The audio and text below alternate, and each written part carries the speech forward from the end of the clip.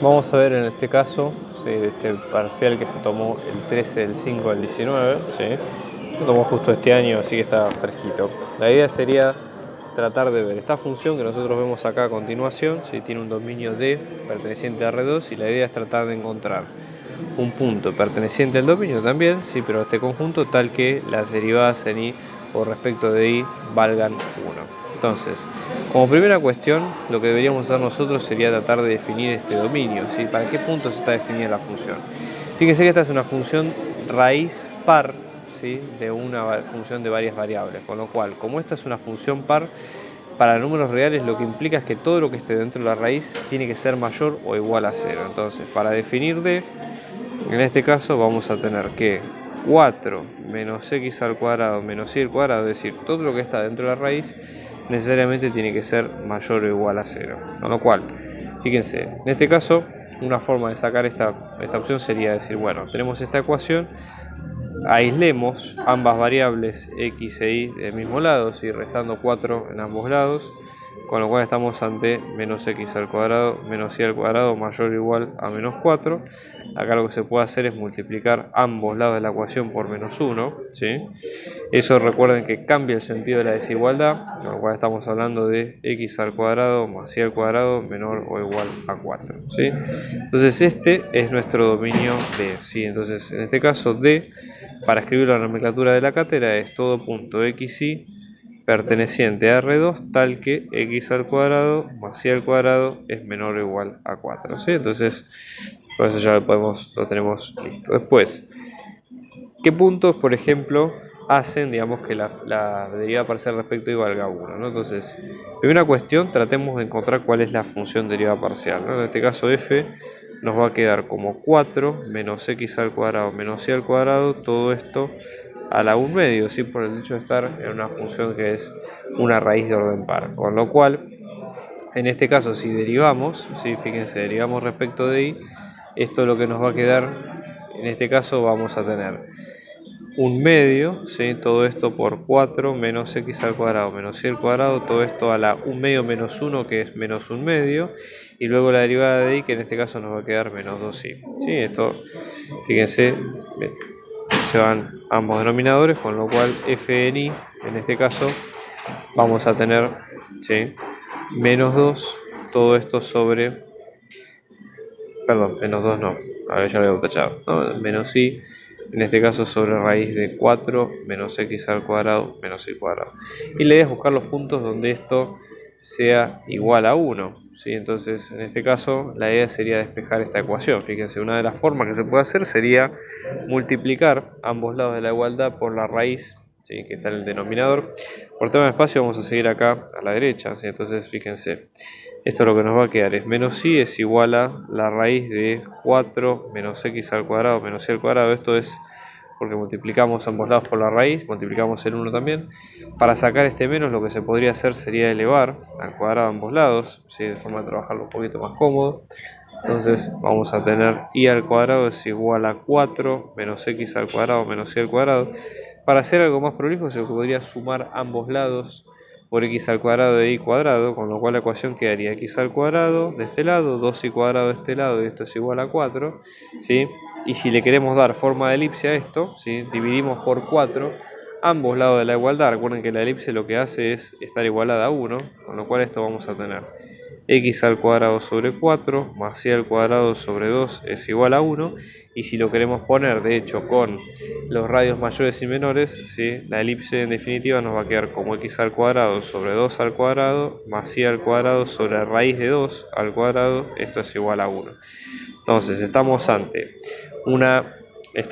una elipse que tiene centro 0, 0, ¿sí?, que tiene centro 0 y en este caso, digamos, de radio mayor 2 y radio menor raíz de 2, ¿sí? Entonces eso para tenerlo presente. Ahora, fíjense, nosotros en este caso estamos hablando de x al cuadrado, piénsenlo de esta manera, ¿no?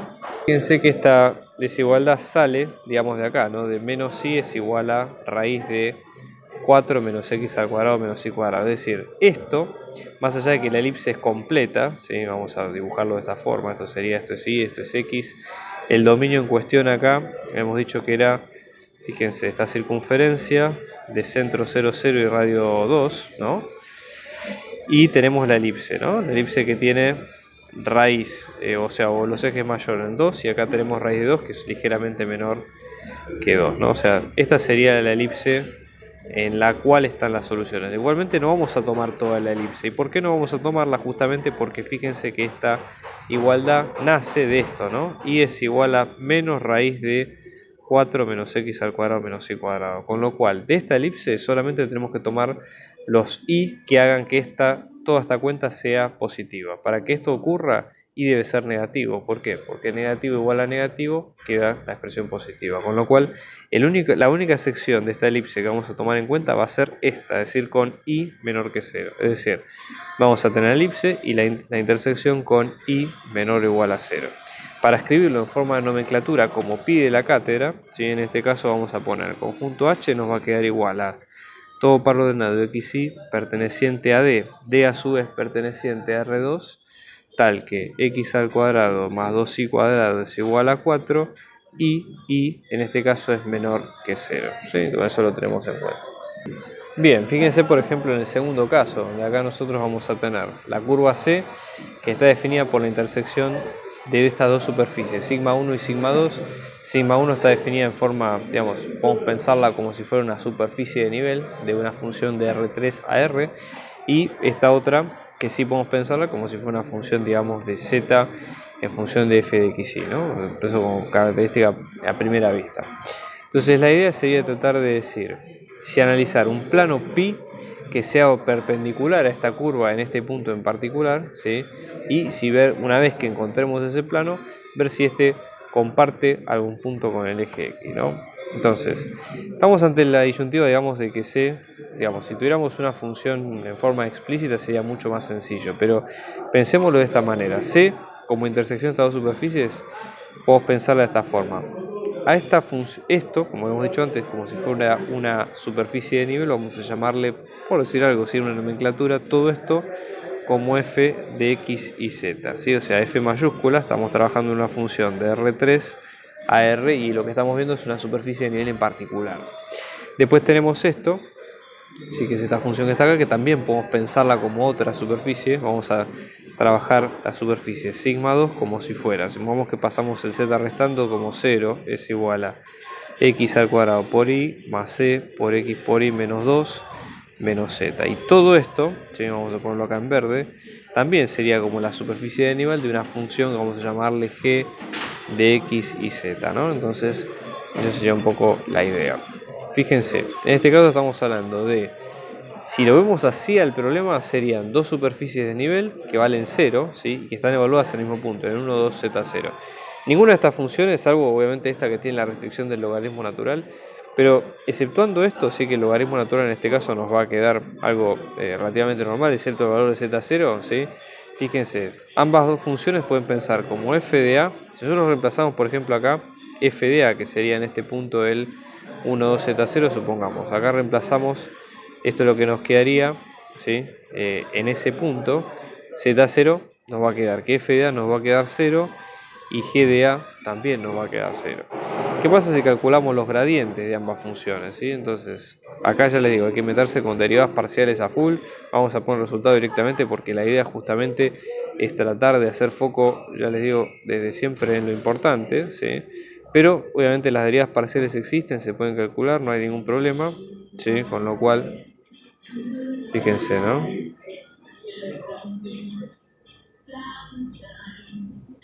Tenemos el gradiente de f, después tenemos el gradiente de g, de x y z. ¿Por qué es importante sacar todo esto? Porque si quisiéramos sacar la superficie que es perpendicular a la curva, o que es un plano normal a la curva, tenemos que calcularlo de esta forma, como si fuera el resultado, ¿sí?, de esas dos superficies en particular, calcularles los vectores gradientes que van a ser obviamente perpendiculares a las superficies en particular, porque son superficies de nivel, ¿sí?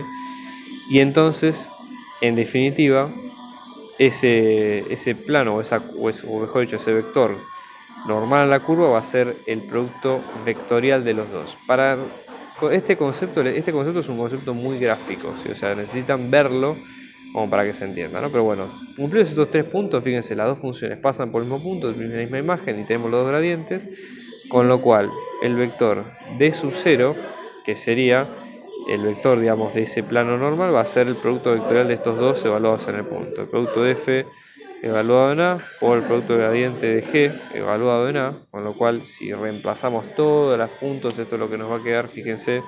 Acá otra cosa, ¿sí?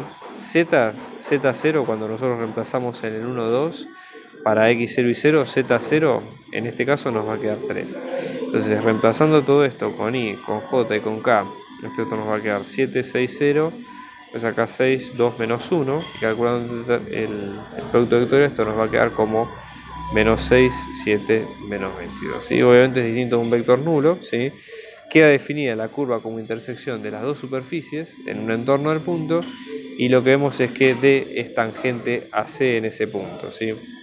Entonces, para hallar del plano tangente, si el plano tangente va a tener este vector como normal, con lo cual vamos a tener D sub 0 por X menos el punto, que en este caso sería el punto A, igual a 0, ¿sí? Y ese plano, pi, en este caso lo que nos va a quedar va a ser menos 6x, fíjense, el vector más 7y menos 22z es igual a menos 58, ¿sí?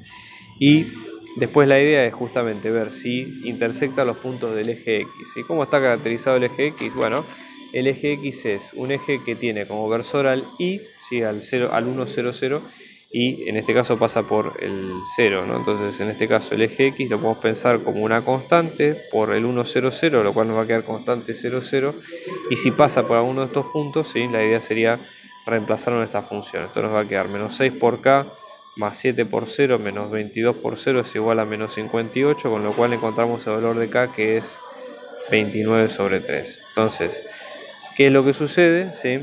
Vamos a tener el punto 29,3, en este caso el punto 29,3, ¿sí? 29 tercios 0, 0 es el punto común de ese plano con el eje X. Bien, ¿qué es lo que pasa acá en el punto 3? Nosotros vamos a tener una función partida, como es la que ustedes ven a continuación, ¿sí? Definida, por ejemplo, con para este dominio, digamos, todo el plano excepto el 0, 0, de esta forma, y para el punto 0, 0 definido como 0, y la idea es encontrar las derivadas direccionales, ¿no? Y después ver si la función es diferenciable en el punto. La idea es la siguiente: si la función admitiera derivada direccional en el origen, en toda dirección, eso quiere decir, ¿sí? O por lo menos no quiere decir, digamos, que la función sea diferenciable, sino que para que sea diferenciable lo que tenemos que hacer sería aplicar, digamos, la definición de diferenciabilidad, ¿sí? Entonces eso sería un poco la idea. Entonces, justamente el teorema lo que dice es que si la función es diferenciable, por ende admite derivadas direccionales en todo punto. No vale la recíproca, ¿sí? Entonces ojo con eso, por favor.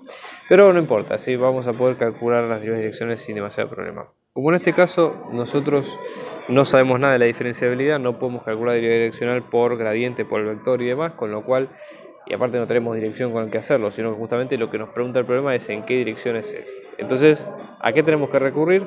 A la derivada direccional por definición. Entonces, esto lo vamos a pensar, es un cociente incremental, el vector, ¿sí? en cuestión va a ser un vector de norma 1, por ende, vamos a tomar, este va a ser nuestro vector B, que es en el cual vamos a tomar las direcciones. El vector de norma B lo vamos a llamar como AB, ¿sí? Por poner algún nombre, y si es un vector unitario, su norma va a ser igual a 1, ¿sí? Entonces, en este caso, esto lo que nos va a quedar es, por definición, vayan a la teoría, lo que dice es que la derivada de la función f en dirección del vector b en un punto, en este caso es el 0, 0, esto cómo nos va a quedar, fíjense, vamos a tener límite de h tendiendo al 0 de f de que de 0, 0 más h por AB, cerramos ahí, menos f en 0, 0, todo esto sobre h. Bueno, tenemos la ventaja de que f en 0, 0 ya lo tenemos, que es igual a 0, ¿sí? Después, f de 0, 0 más h AB, esto lo que nos va a quedar es el límite de h tendiendo al 0 de f de h por AB, cerramos ahí, menos 0, todo esto sobre h. Si seguimos abajo con la definición, ¿no? Fíjense, esto nos va a quedar como límite de h tendiendo al 0 de f de hb, esto sería lo mismo que decir f de h por a, h por b, todo esto sobre h. vamos a hacer una cosa, vamos a reemplazar esto en la función original, así que de hecho es el único punto donde están definidas las partes, entonces esto nos va a quedar como x, o sea sería h por a por seno de h por a por h por b, todo esto sobre h por a al cuadrado más h por b al cuadrado, ¿sí? Después esto nos va a quedar, fíjense, acá h al cuadrado y al cuadrado lo podemos sacar como factor común, o sea que esto nos va a quedar h cuadrado por a cuadrado más b cuadrado, cerramos ahí, y esto nos va a quedar h por a por seno de h cuadrado por a por b. Pequeño detalle, ¿no? A cuadrado más b cuadrado es la norma de este vector, si ustedes se fijan con Pitágoras, o sea que esto es igual a 1, perfecto, ya lo sacamos desde ahí. Después, ¿qué otra cosa sucede? Fíjense, una de las h's acá, que nosotros tenemos en este caso, sí se puede cancelar con la que tenemos a continuación. Entonces, nosotros en este caso tendríamos, fíjense, ¿no? En este caso lo que nos va a quedar es lo siguiente, h con esta h se nos va, ¿sí? Luego podemos sacar factor común, ¿sí? H del otro lado, ¿no? Acá el h del denominador pasa también a estar acá arriba, con lo cual ambos h's en realidad, acá pequeño error, ¿no? Este h que está puesto acá, ¿sí? Como se cancela igualmente sigue quedando un h cuadrado, ¿sí? Entonces en este caso lo que nos va a quedar es límite, acá el a sale como factor común, límite h tendiendo al 0 de seno de h cuadrado por ab sobre h cuadrado. Esto fíjense que tiene una pinta bastante parecida como si fuera el límite de seno por 1, ¿sí? Digamos, de alguna forma. Entonces, para evitar eso, ¿sí? Lo que hacemos es, fíjense, para que nos quede el límite en particular, lo que vamos a tener en este caso sería lo siguiente, ¿no? Fíjense, en este caso, acá lo que vamos a tener es multiplicamos por AB arriba y abajo, ¿sí? Con lo cual vamos a quedarnos solamente con esta parte. Esto nos va a quedar como a cuadrado por b por el límite de h tendiendo al 0 de seno de h cuadrado por ab, ¿sí? Todo esto sobre h cuadrado por ab, ¿sí? Todo esto vale 1, ¿sí? Con lo cual esto vale como a cuadrado por b, ¿okay? Para tenerlo presente, ¿no? Entonces, ¿qué sucede en estos casos? Bueno, si nosotros tenemos, como el límite vale esto, ¿sí? Hay varias opciones. Si nosotros tenemos que a es distinto de 0 y b es distinto de 0 o b es distinto de 0, en este caso vamos a tener que la derivada parcial de f respecto de b en el 0, 0 nos vale este valor, a cuadrado por b. Si a es igual a 0 o b es igual a 0, la derivada parcial de f respecto de b en ese punto, en el 0, 0, vale directamente 0 porque cualquiera de los dos vale 0. ¿Sí? Entonces, nada, digamos, esta sería la respuesta correcta. El tema acá con esto es que, fíjense, lo que nosotros vemos es que el límite existe, es finito, la función derivada direccional existe porque nos da un valor real sin ningún problema, ¿sí? Y contempla el resultado, digamos, de que la derivada se anule, ¿sí? Entonces, fíjense que la forma de redactarlo, esto como solución, sería lo siguiente. Si calculamos la derivada, ¿sí? De f respecto de un vector unitario b en el 0, 0, ¿sí? Esto nos va a quedar como a cuadrado por b, ¿sí? Para todo vector b, que en este caso sea de la forma ab perteneciente a R2 y que obviamente cumpla que a cuadrado más b cuadrado sea igual a 1, que sea de norma 1. Repetimos lo mismo que dijimos al principio, ¿sí? Esto no quiere decir que la función es diferenciable. ¿Qué debería cumplirse para que la función sea diferenciable? Bueno, ahí es de donde viene el truco, ¿no? Si f es diferenciable en el 0, 0, entonces, ¿qué usamos? La derivada direccional de f respecto de b en el 0, 0, ¿cómo se puede calcular? Como el gradiente de esa función en el 0, 0 por el vector, que en este caso es el AB, ¿no? Entonces, ¿cómo nos quedaría esto? Bueno, para calcularlo, lo que habría que hacer sería calcular las derivadas parciales de la función en el punto, ¿sí? Entonces, en este caso pensemos de esta forma. El gradiente de f en 0, 0 sería la derivada direccional de x en el 0, 0 y luego la derivada direccional de y, derivada parcial de y, derivada parcial de f, de x. Pero acá, como no tenemos, digamos, la forma de sacarlo, podemos pensarlo de la siguiente manera. Estos son dos casos, recuerden, son dos casos de derivadas direccionales especiales. La derivada direccional de x se puede pensar en dirección del versor 1, 0, ¿sí? Si ustedes imagínense, ¿no?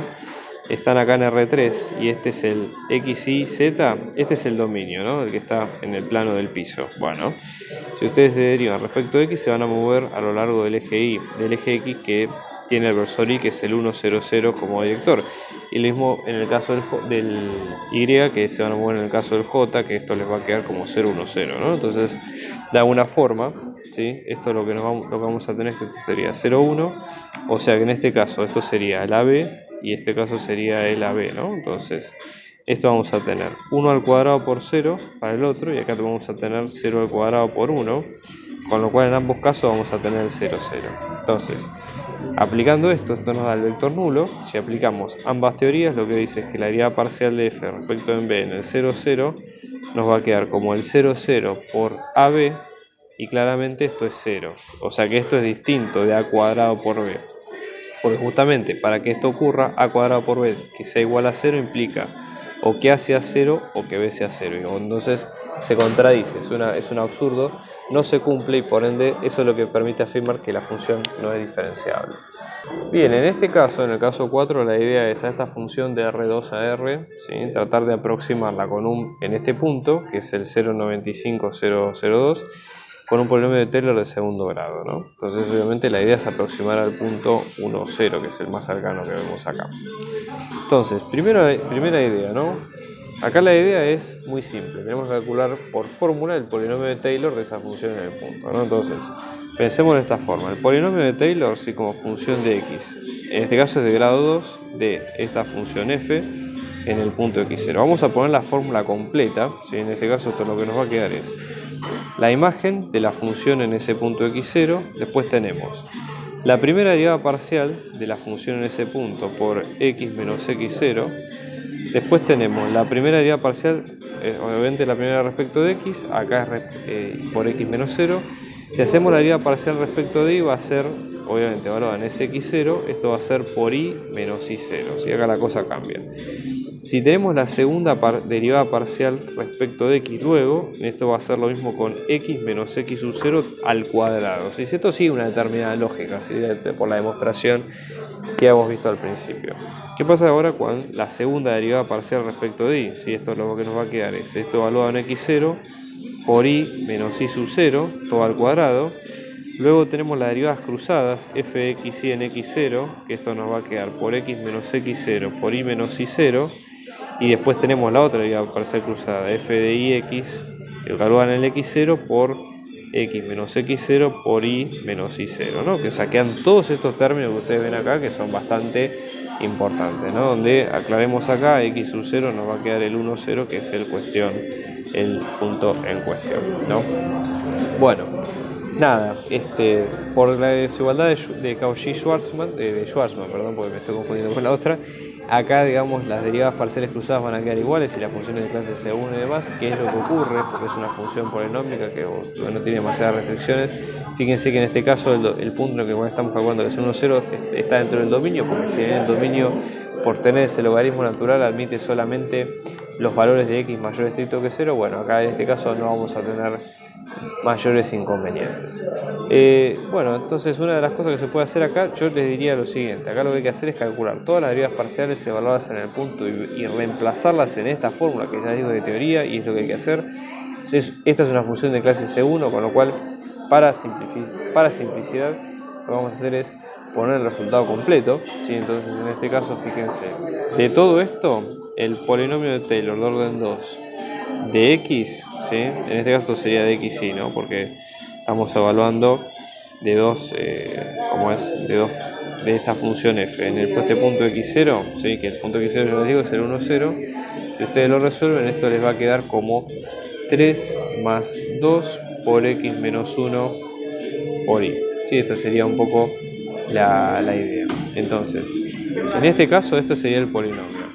Si ahora ustedes quieren aproximar la función, piénsenlo de la siguiente forma: el polinomio básicamente cumple la misma función que cumple en análisis 1, que es aproximar la función con derivadas cada vez más, o de orden cada vez más exacto, ¿sí? Entonces, La idea sería, por ejemplo, en este caso, ¿sí?, el polinomio de Taylor, pero evaluado en el punto 0,95, ¿sí?, y luego en el otro, que es el 0,02, ¿sí?, esto, si ustedes lo reemplazan acá, les va a quedar como 3 más 2 por 0,95 menos 1, todo esto por 0,02, y esto les va a quedar como 2,998 aproximadamente. Así que les va a quedar más exacto que si ustedes lo reemplazan en la función original.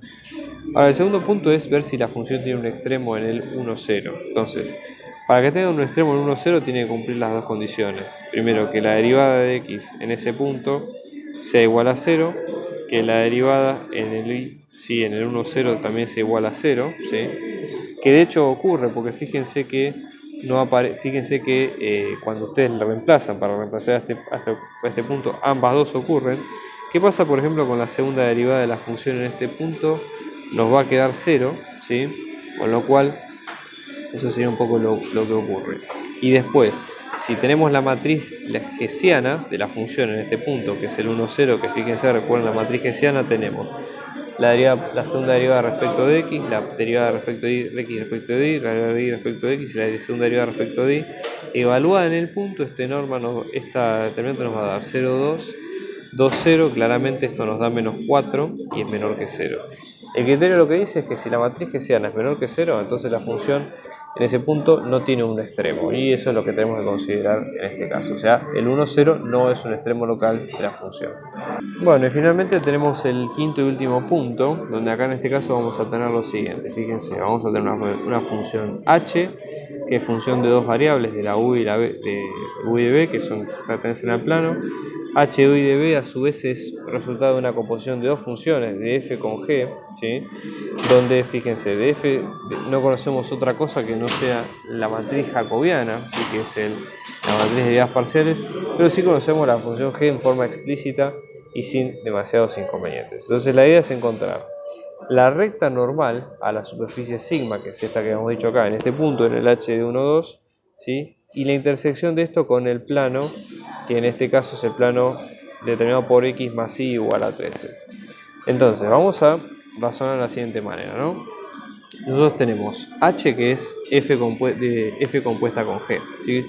Fíjense, en este caso, dada la matriz de derivadas parciales de f, podemos afirmar que todas estas son funciones continuas, con lo cual eso implica que f es de clase C1. Fíjense qué es lo que pasa con g. También estamos hablando de una función compuesta de funciones continuas, porque son funciones polinómicas, con lo cual también eso nos permite afirmar que es de clase C1, ¿sí? Si las dos son de clase C1, entonces podemos aplicar la regla de cadena sin demasiados inconvenientes. De hecho, lo que se podría hacer acá en este caso, vamos a tratar de reemplazar los valores de la forma adecuada. Entonces, fíjense, vamos a tener, en este caso, por regla de la cadena, si h es esta composición, el gradiente de h evaluado en el 1, 2, ¿qué es lo que nos va a quedar? La matriz jacobiana de f evaluado en la imagen de g en el 1, 2, ¿sí?, todo esto por la matriz jacobiana de g, ahora sí evaluada en el 1, 2. La imagen de g en el 1, 2, si reemplazamos la ecuación acá, esto lo que nos va a quedar es 1 por 2, ¿sí?, y acá tenemos un 1 al cuadrado, con lo cual en este caso vamos a estar hablando del punto. Fíjense, en este caso vamos a tener 1 por 2, en este caso 2, y en este caso vamos a tener un 1, ¿sí? Entonces, fíjense, tenga cuidado con esto al momento, ¿no? Entonces, 2, 1, esto lo que nos va a quedar es la matriz jacobiana de f evaluada en el 2, 1, luego por la matriz jacobiana de g evaluada en el 1, 2, ¿sí? La matriz jacobiana de g directamente la podemos obtener haciendo las derivadas parciales de esto. Esto sería g sub 1 de u, después tenemos g sub 1 de v, ¿sí? G sub 1 le llamamos al primer componente, G sub 2 a la segunda componente, ¿sí? Esto para tener un poco de referencia. Esto es lo que nos va a quedar en este caso.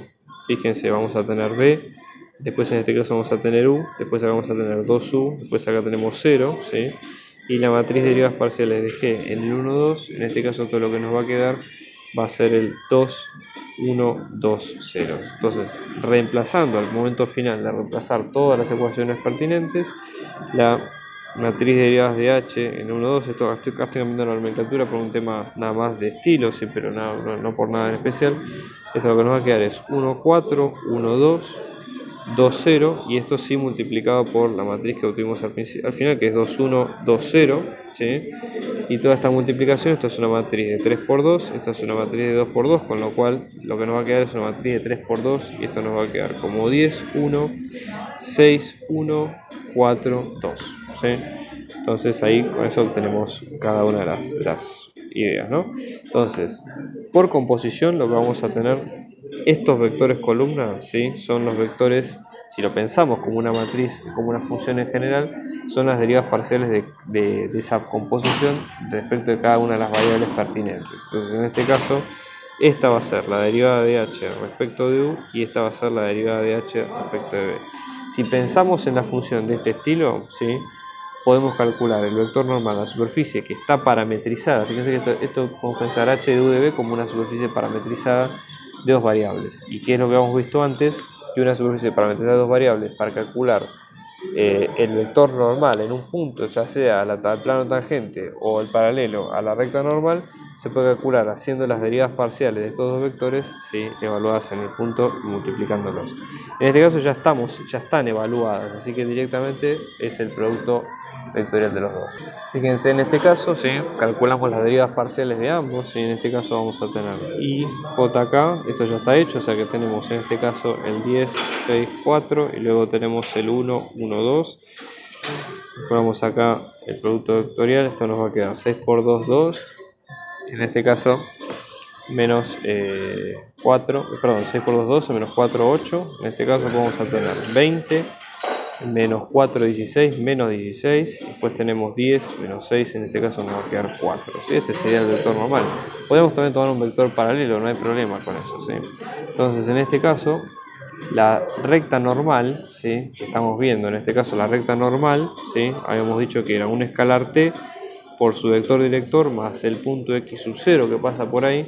En este caso podemos pensar la recta normal, este es su vector director, ¿sí?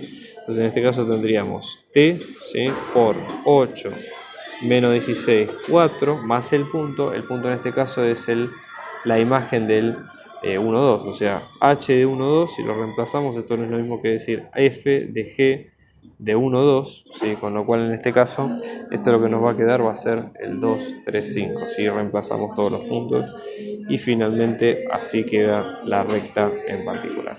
Ahora la idea sería ver si esta recta, si n intersecta a pi, ¿sí? Diciendo que pi está definido como x más y es igual a 13. En realidad acá lo que deberíamos hacer sería un punto de la intersección es un punto que pertenece a uno y a otro cuerpo geométrico, con lo cual x perteneciente a la recta normal nos va a quedar como 8 por t más 2 en la primera componente, después tenemos menos 16t más 3 y después tenemos 4t más 5. Cuando lo reemplazamos, fíjense, en estos casos esto lo que nos va a quedar es x, acá tenemos y, acá tenemos z. Reemplazamos tanto x como y en ambas partes, esto lo que nos va a quedar va a ser 8t más 2 más i, que nos va a quedar menos 16t más 3 es igual a 13. Esto y esto nos va a quedar menos 8t más 5 es igual a 13. Restamos 5 de ambos lados, en este caso esto lo que nos va a quedar va a ser 8, con lo cual en este caso t nos va a quedar menos 1 y al momento de reemplazar t menos 1 en este punto, el punto en cuestión es el menos 6, 19